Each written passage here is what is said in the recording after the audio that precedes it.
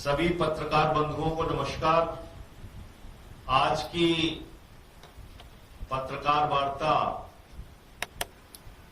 प्रधानमंत्री नरेंद्र मोदी की लाइलाज बीमारी को लेकर है।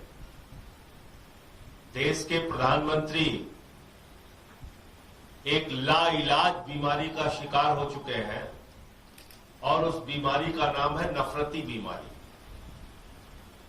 भारत के प्रधानमंत्री आम आदमी पार्टी और अरविंद केजरीवाल के प्रति नफरत और घृणा से इतने भरे हुए हैं कि उनको देश के किसी काम से मतलब नहीं।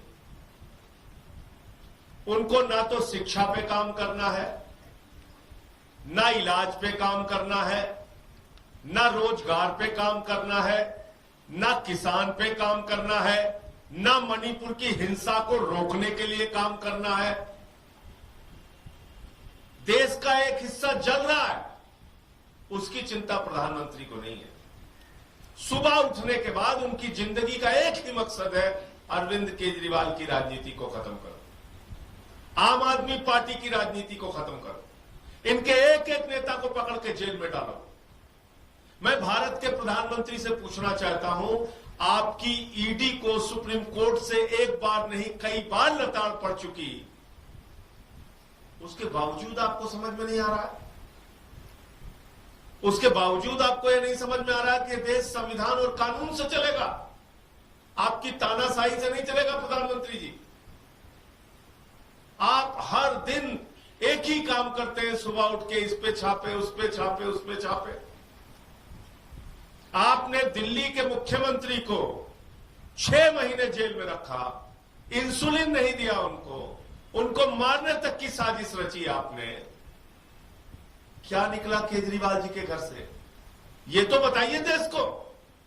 1 रुपए की कोई बरामदगी नहीं हुई केजरीवाल जी के घर से, आपने उनको 6 महीने क्यों जेल में डाल के रखा, इसका जवाब दीजिए आप।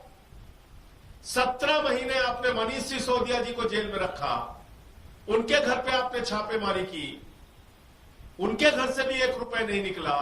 सत्येंद्र जैन के घर पे छापेमारी की, उनको 2 साल से आपने जेल में रखा हुआ है। 36 किलो वजन कम हो गया उस व्यक्ति का। मेरे घर पे आपने छापेमारी करवाई, 6 महीने मुझे जेल में रखा। क्या निकला हम लोगों के घर से?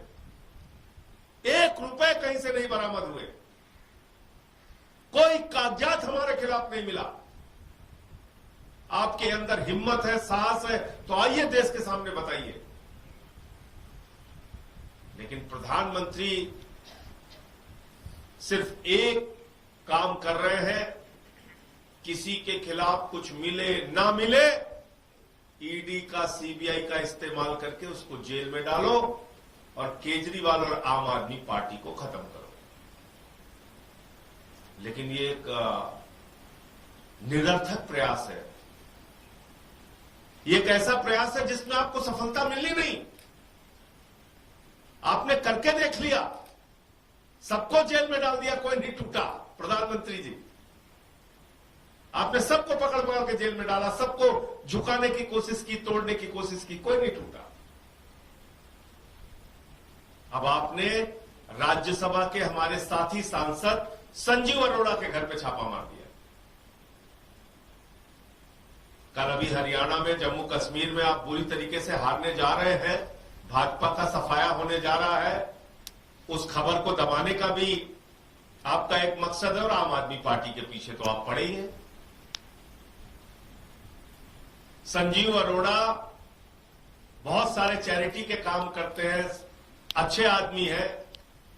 उनका गुनाह सिर्फ ये है कि आम आदमी पार्टी के सांसद है, वरना उनकी जिंदगी का इतना लंबा सार्वजनिक जीवन है, कभी उनके आईडी नहीं पहुंची, कभी उनके खिलाफ कोई कार्रवाई नहीं हुई। अब क्योंकि वो आम आदमी पार्टी के सांसद हैं, इसलिए उनके यहां छापेमारी। तो इसलिए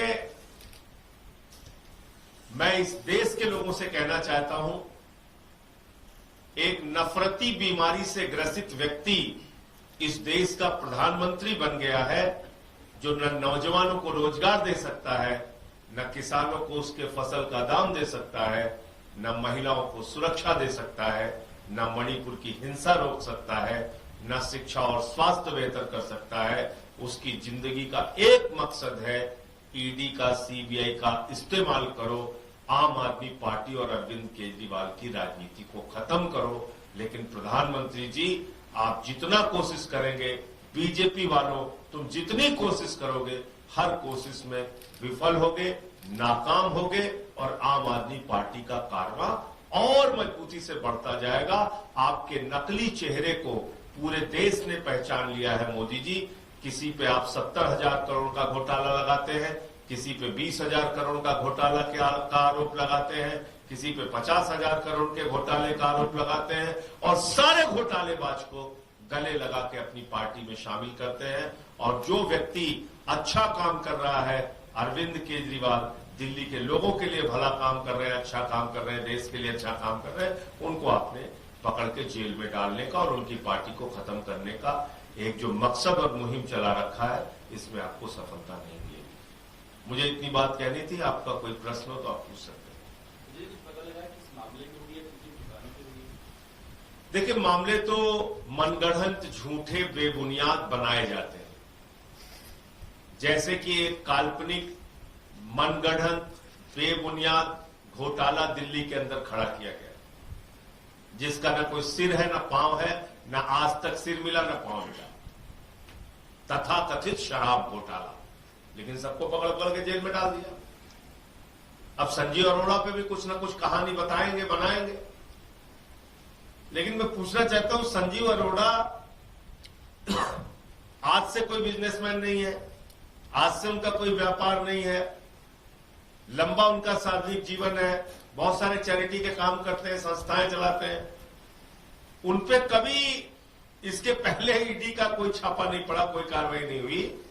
जब वो आम आदमी पार्टी के सांसद है तो उन्हें प्रताड़ित करना है, ये बात ठीक नहीं है।